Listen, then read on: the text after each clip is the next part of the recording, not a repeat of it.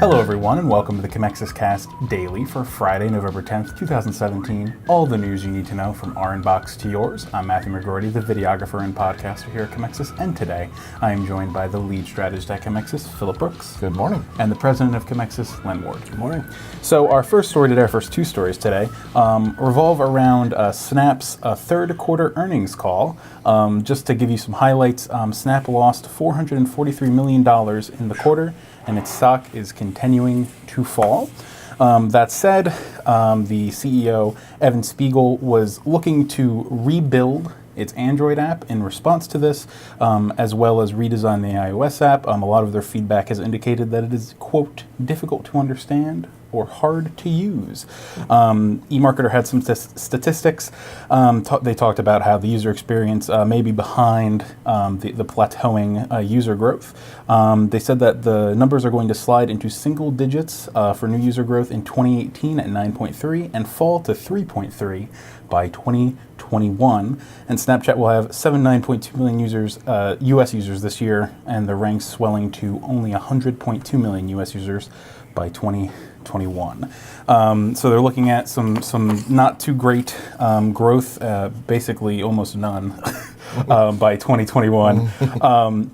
So they're hoping that their app redesign will sort of go around that. The reason that eMarketer has their little write-up here is that Tencent, which is the company that owns WeChat, which is one of China's basically best messaging apps, they have 902 million daily active users in China as of September, and they are increasing their share of Snapchat stock.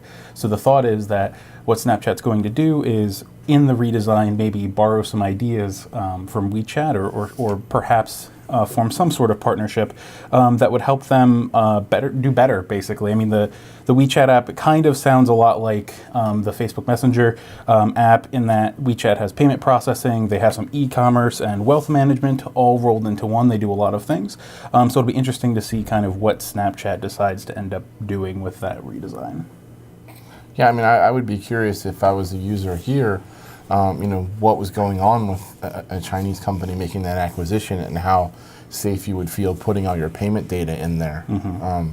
But I mean, obviously they're struggling, so they're looking really for anything at this point. They're just any old port in a storm to try to turn things around for them. I think, part of the problem is it sounds like they went public too soon. I think they should have been continuing to build up their own private revenue through private sources, because every time these earnings reports comes out, their stock keeps taking a tumble. Yeah, once you start running with the wolves of Wall Street, it's you've got a problem on your hands because you got money to make and you have people to answer to. It's a very complicated app to use. I think a lot of people can agree with that. A redesign, I think, will help. But like we were just saying before this thing started, stick with your core. Stick with your age demographics. Stop trying to grab people. They don't. People over 35 ain't coming to your app. Mm-hmm. People over 35 into their 40s, like my age, they're staying on Facebook. They're going to be on Twitter. I mean, they may go. I'll use Snapchat to interact with my daughter. Because that's the way she chooses to text. But outside of that, right now we've said this before. I just see no value in advertising if you're anything but a B2C with a younger demographic and that's what you're targeting. I just don't see any value in Snapchat and any kind of investment right now. I mean, other than the geo-fencing, I can't imagine any, and that's the only thing that they have going for them, I feel like, in this marketplace, is because they can do that.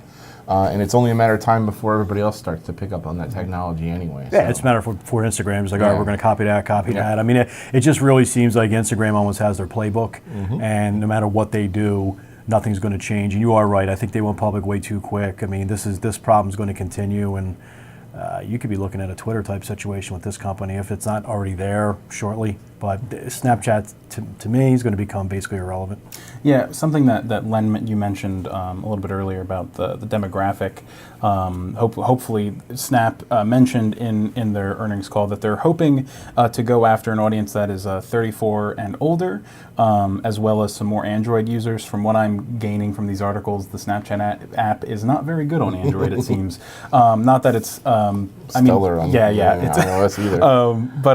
The one thing that Snapchat does have going for it, and there's a DigiDay article that I'll be linking in the description by Elise Lefrang that talks about 21 ad buyers and their experience with Snapchat. And one of the things that a lot of them said that they hope Snapchat does is focus on their demographics that they already have. The platform reaches 70% of 13 to 34-year-olds in the US, France, UK, and Australia. And basically everyone that DigiDay spoke to said that they should really be focusing more on that, though, I mean, expanding makes sense, but they really want them to nail that down because they already have such a large population there. And a lot of the ad buyers said that they don't put a lot of money in it because it's more of the experimental area where Snapchat hasn't entirely figured it out. Yeah.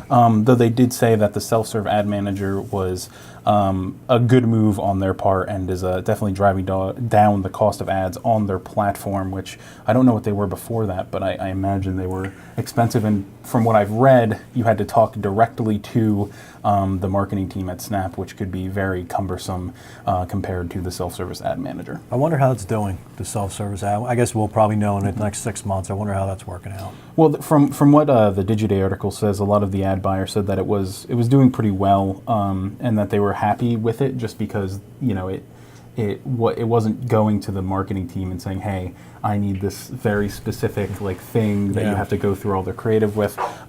Instead, it was, hey, I can just buy this. And given the overall user experience with the Snap app in general, I can't imagine that they've perfected that in some way with their buyer's interface as well.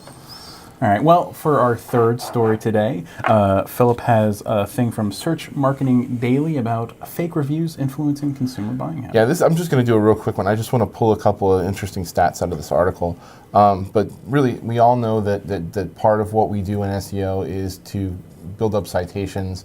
We do reputation management for our clients in a lot of ways.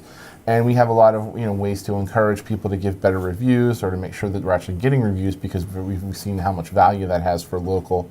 But I just wanted to kind of talk a little bit about what they're saying as far as how many users actually don't know how to spot a fake review or don't really suspect that they're fake at all. But 84% of 1,031 people polled said that they didn't actually know how to recognize a fake review, which I think is amazing because how many? 84% admit to not even always being able to spot them. 14% admitted that they never ever spot them, and 16% don't know how to identify them in particular. So those stats are shocking to me because when I look at those, I feel like I can spot them, from miles away, which is a little bit alarming. Given that, does that mean that there's a lot more out there that I'm just not seeing? Yeah. Or is it simply the matter that people just are not sophisticated enough to see they're not as cynical to be able to see these things that seem sort of fake and rote and written as though they were copied from somewhere else. So and they're easy to get, the reviews. I mean, for years you could go to things like Fiverr. Yeah. I even think I don't even know Mechanical Turk's still around, but you can.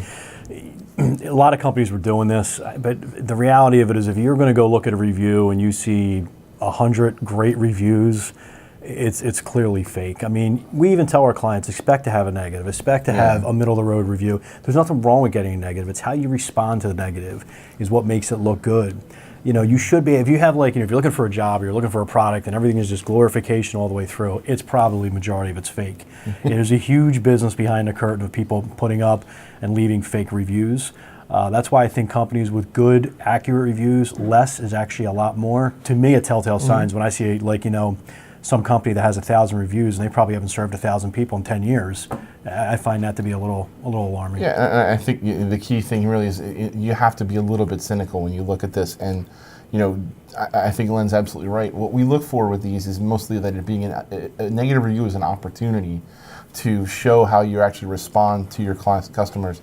It's in effect a community building tool that you really can't underscore the value of it. It's great if you can not only satisfy a disgruntled customer, but do it in a way that other people can see and see that, hey, these people really care. They want to make their customers happy and they have pride in their product. I think that says more than 100 fake reviews. Yeah, definitely.